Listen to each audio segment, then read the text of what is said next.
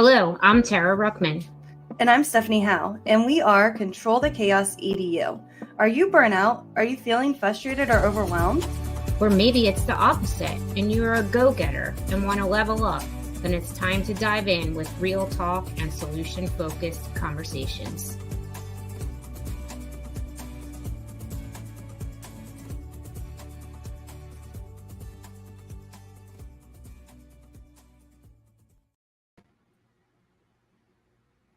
Hello, everyone, and welcome to today's Control the Chaos conversation, which has already taken place behind stage.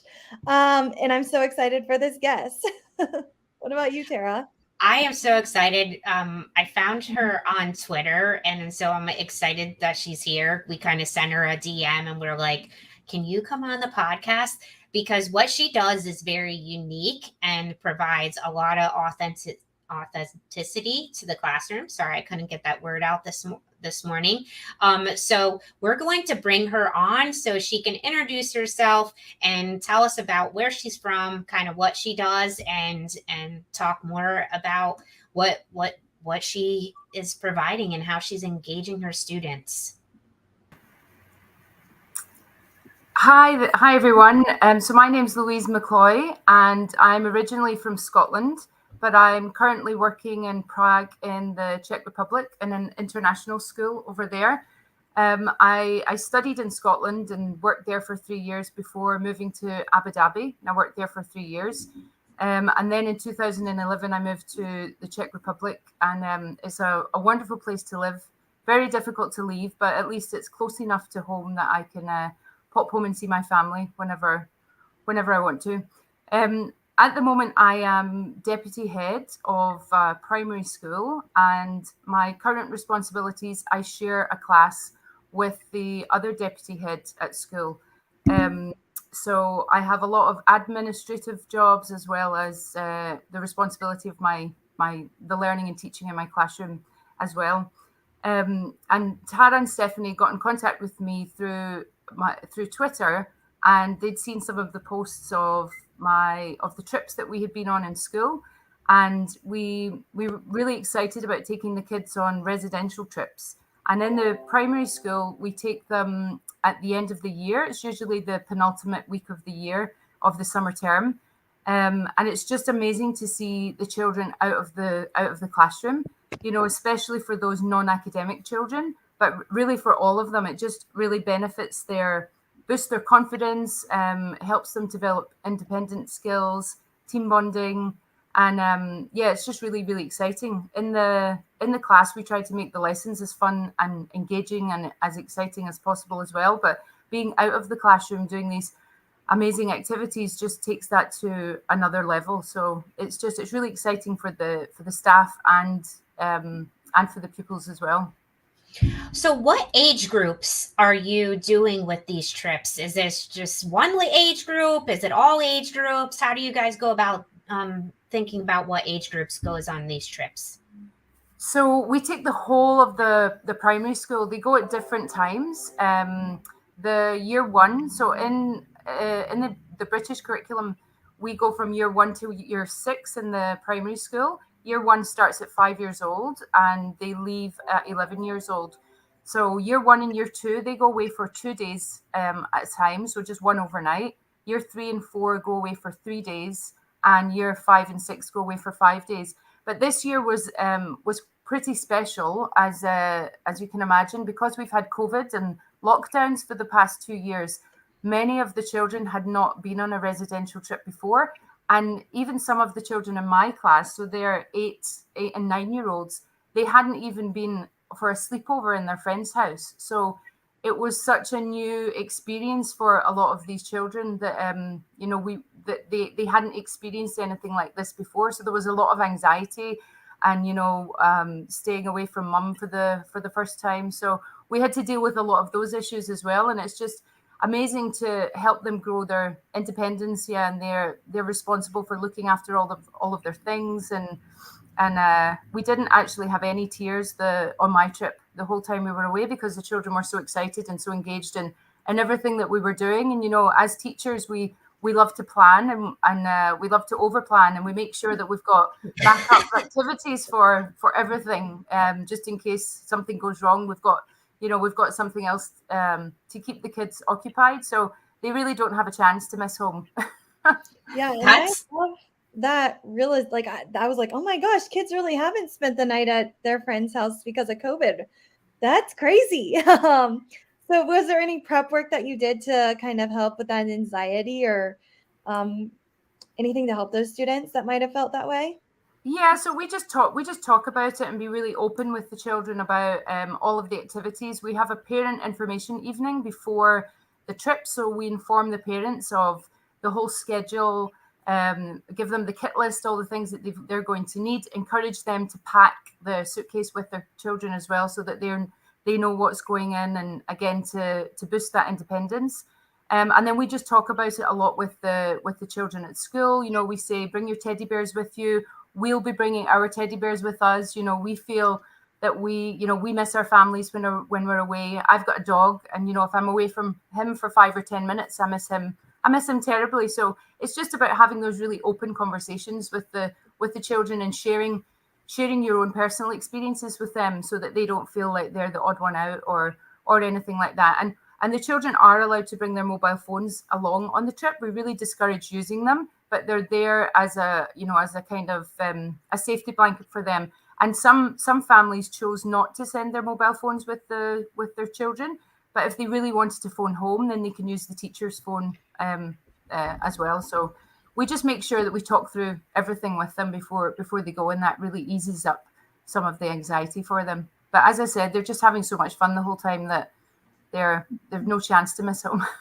you're actually blowing my mind right now, because I'm thinking about 5 and 6 year olds, these little guys being away from home, and it being for more than a school day, and them not calling home and not making contact. Whoa, like that is really starting that independent thinking, and developing those life skills at a young age. I want to go on your trips. Can I come? You're more than welcome. Come over to Prague and join us. It's really amazing. And I think maybe because I'm in an international school, the children are slightly different. So if I compare it back to my 3 years in Glasgow, the children do have, I suppose they're more exposed to different experiences earlier on. So they're traveling more for a start, because a lot of the students are coming from different countries. They might have moved, they might have had a change in school already. So they're already open to changes and different experiences. So I suppose they're kind of set up with some of those skills already, which really helps a lot. Yeah, that is huge. I think life experience is one of the best way you can learn, right? Creating those authentic learning experiences. Can you tell us about some of the activities maybe that you have done on some of these trips at different age levels?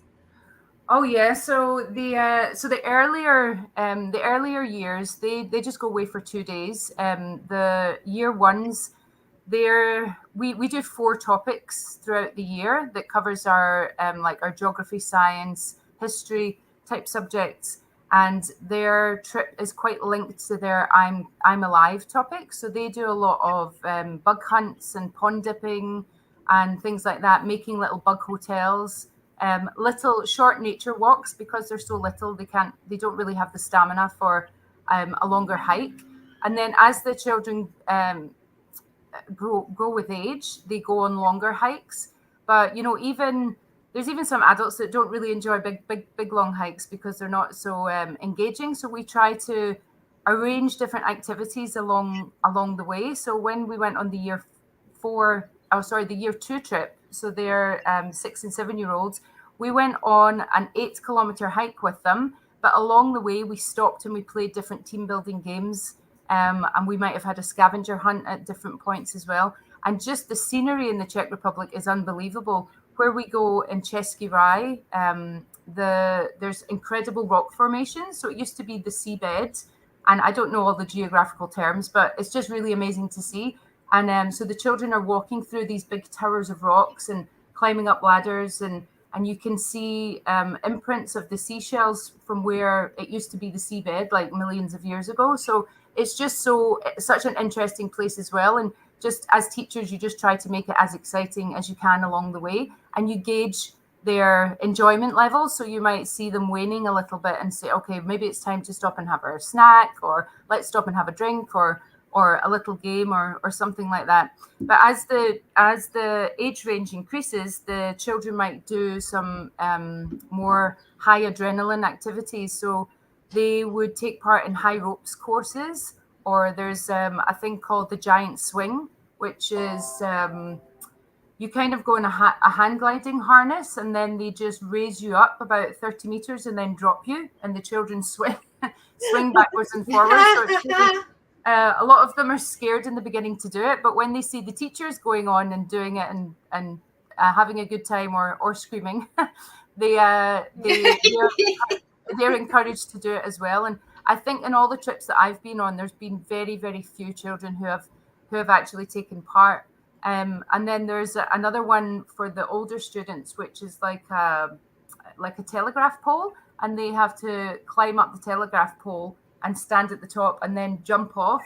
And there are trained professionals there who are holding the ropes when they're jumping off, but they also encourage some of the students to join in. So really the adult is holding the fall of the child, but the students are kind of believing that they're also helping. So it's really building that trust with each other as well, and that fostering, teamwork amongst them all. I think other activities are bike rides, scooter rides, and where we go up in the north of the Czech Republic, those are ski resorts, and the chairlifts are running throughout the summer as well. So you can hook on the mountain bikes and the scooters and things and take them up as well. So the scenery is amazing.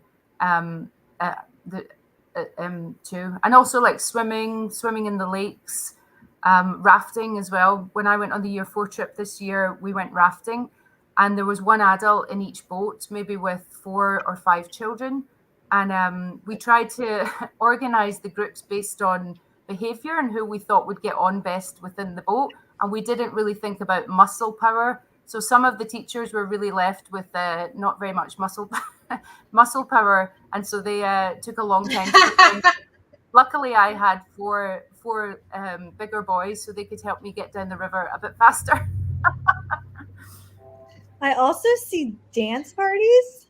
Oh yeah, so every trip has a disco, and we make sure we tell them that there's a disco happening. The older children like to bring fancy clothes to wear at the disco, and we usually open like a refreshments bar for them as well, so they can buy some fizzy juice and some snacks to go along with that. And a lot of them love dancing, but again, we play a lot of games with them just to get them going. So musical statues, all those old-fashioned games that are still hits with all the kids these days. Yeah, and then is these trips funded by parents or the school? Like, how do you get the funding to do all these fun activities? In our school, these trips are funded by the parents. I think in state schools in the UK, it would be funded by the government, but ours are a fee-paying international school, so they're funded by the parents. And we have we didn't used to have this. It used to be the teachers that organized everything, but now we have a transport coordinator, and she helps us book the buses. And then we look for a different accommodation. We used to all go to the same hotel, but now we have found different hotels across the Czech Republic to go to. So each year group goes to a different hotel. And we just try to make it as cost effective as possible for the parents. Yeah, that's a lot for a teacher to plan. But it looking on your Twitter, every teacher looks so happy and engaged to be a part of this exciting school and exciting trip. Yeah, I mean, it's hard work. It really is hard work. I also organize the ski trip, and we go away for 5 nights usually in January or February.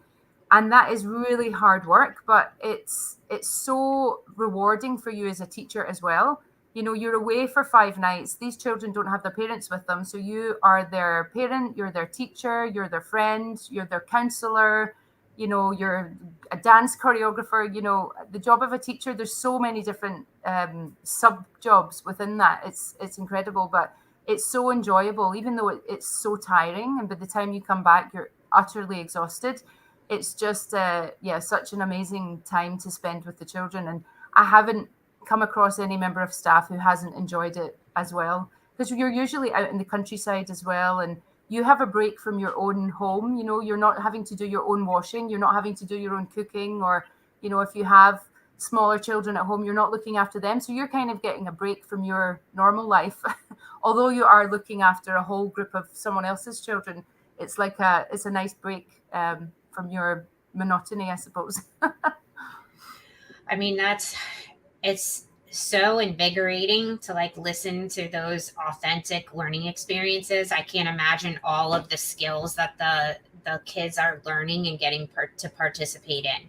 And the relationship building at that point is just enormous, right? There's like all the things that you're doing to foster those social interactions with students and each other. That's not just about building relationships, but it's about maintaining relationships. So that's super exciting. And in my head, I'm thinking, so we're in a school district that has 14 schools, and we don't even really go on field trips right now.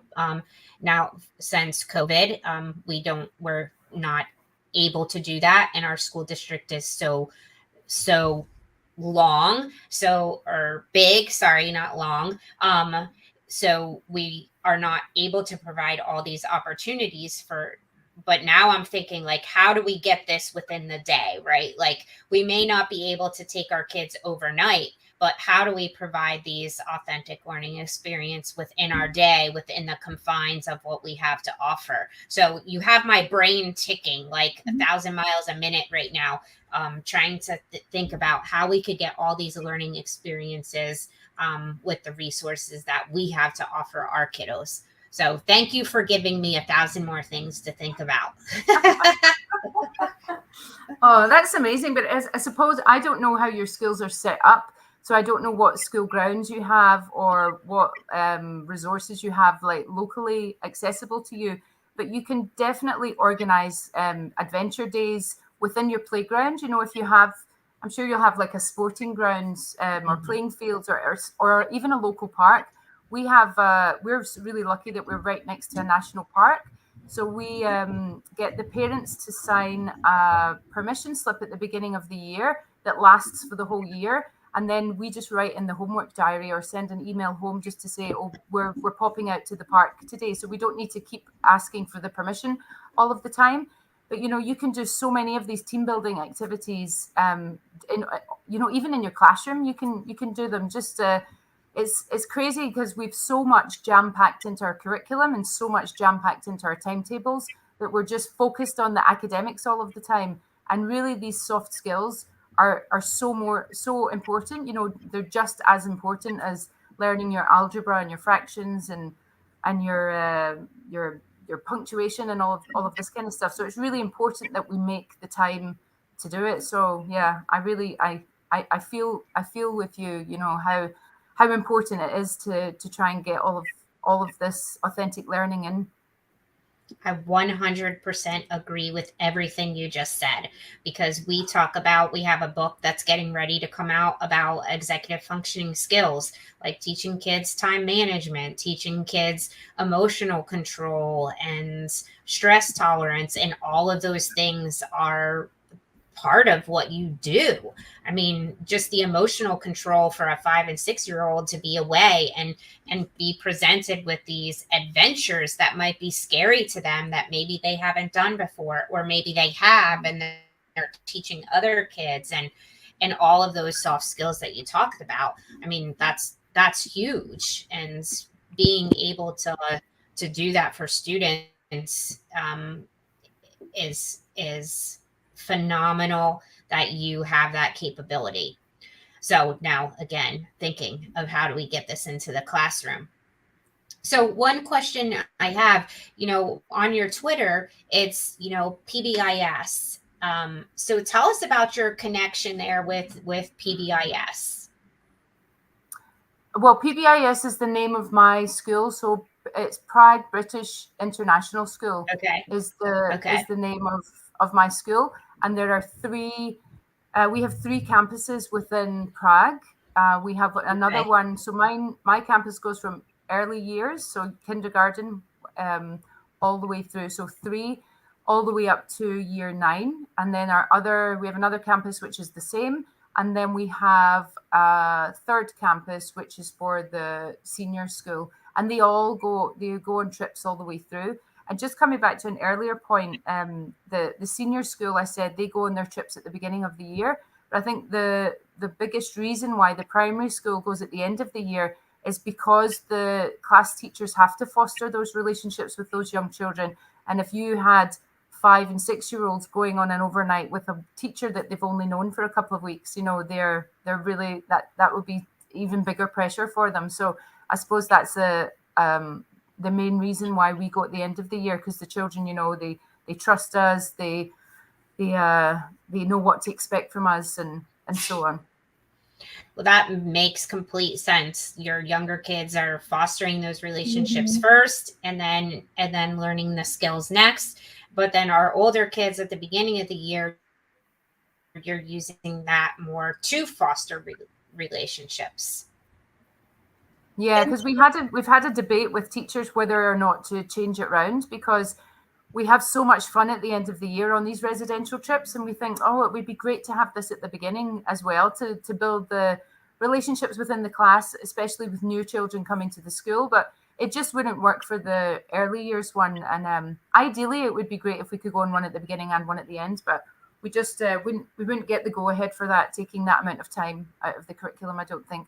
But we do encourage all of the teachers to take trips, like day trips, at least one for each topic. So every year group would go on one trip, depending on their topic, like linked to their topic. The year 2s do a flowers and insects topic, and we have a really good link with a bee farm, a bio bee farm, and they happen to be an ex-family from the school. The boys are now graduated and are at university, and we go along to this bee farm, and it's just amazing. The children get to dress up in the bee outfits, the protective outfits, and the boys come back from university, and the older boy does the presentation to them, and tells them all about the bees and why they produce honey and all the kind of science behind it. And then the mum takes you into the extraction room and shows you all the honey being extracted, and they get to taste the honey from the actual honeycomb.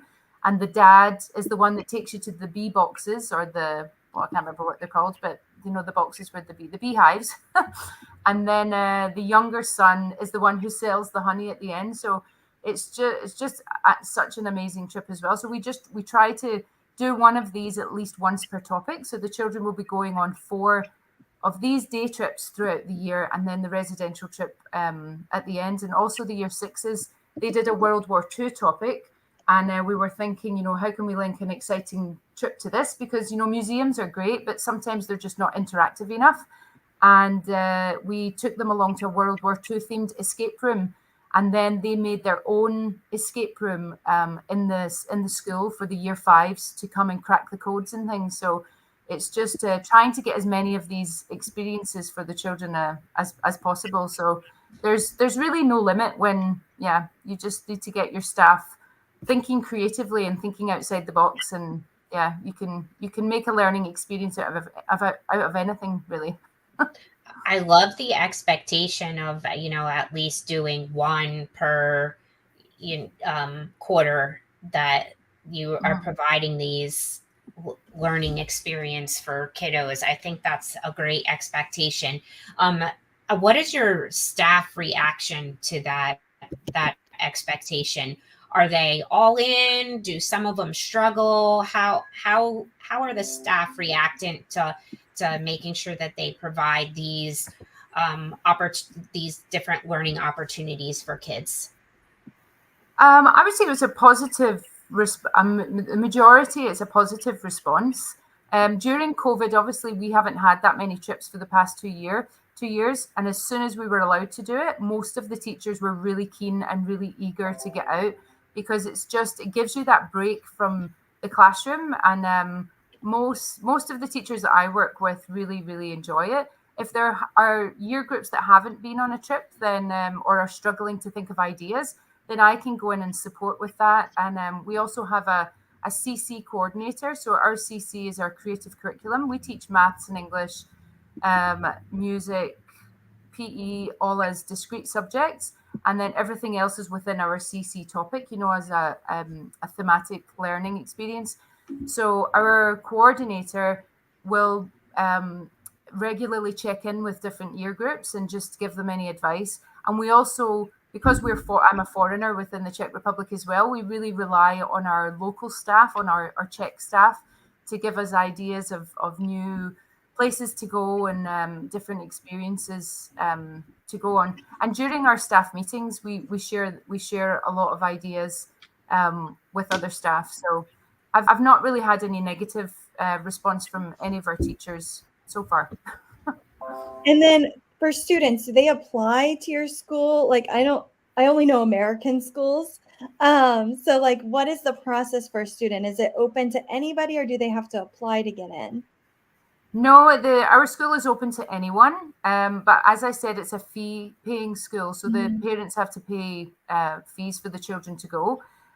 We even take students that don't have any English, so we have a lot of EAL students, and we have an English as an additional language department. So if children come with no English, which sometimes happens, then they're usually taken out for 4 or 5 lessons a week to improve their English. And it's just amazing to watch and see how quickly their English develops, because they're immersed in an English speaking environment. So yeah, I would say, our school is open to anyone who wants to come along. Oh, I wish I was in an environment where my students, my kiddos would have had that learning experience. That's amazing. I love what you're doing. I'm completely enamored by all the trips that you guys do and the authentic learning experiences that you provide your kiddos. I think that it's a great opportunity for all kids to have those experiences. So now my brain is thinking about how we can put in those adventure days into our curriculum and provide kiddos that opportunity with our resources and things that we have, and thinking about getting creative. Steph, is your mind's going right now on adventure days? Yeah, and I know our 6th graders are going back to outdoor ed. So I was like, maybe that's a start, like we took a break from COVID, which is just sad and terrible. But they are going out to outdoor ed. But again, like, how do we bring some of these to the school day? Yeah, for sure. So thank you so much. So tell us, how can our listeners connect with you? They can connect with me through Twitter. My Twitter handle is, oh my goodness, what is it? I can't remember what it is. At Teach Mrs. McCloy. Also, they can contact me through email. My email is louise.mcloy@pbis.cz. But I try to post as much on Twitter as possible. I'm quite new to Twitter. My husband has been on Twitter for a long time. He's a PE teacher and originally a football coach. And he told me it was amazing. Like, you get so many ideas from Twitter. People are on there sharing just their thoughts and different things about the day. But I've just found it absolutely amazing just to get ideas of different things. And also, one of our teachers at school, he was reading, quite often he does this when he's reading the class text during English lessons, and the children have produced a piece of work. He then tags the author of the book in the post, and 9 times out of 10, the author will get back in touch and say, wow, this is amazing. And for the children then to see that this author has taken time out of their day to respond to their piece of artwork or their piece of writing is just incredible. So I am quite new into the Twitter spectrum, but it's blowing my mind, all the different connections that you can make across the world. Yeah, so make sure you reach out and follow and connect and see those dance parties, because they are so much fun. I mean, I was just like, oh, they're dancing, like that looks like fun. And your action item this week is to like, subscribe, and share this episode. Share it with a new friend or a friend that you've had for a long time. But again, just kind of share and continue in the conversation. How can you add some adventure into your school day to engage your students? So until next time, control the chaos. Thanks for listening to Control the Chaos EDU. Check out the description for show notes. We look forward to connecting with you on social media. Subscribe to the weekly podcast so you never miss an episode. Control the chaos. Until next time.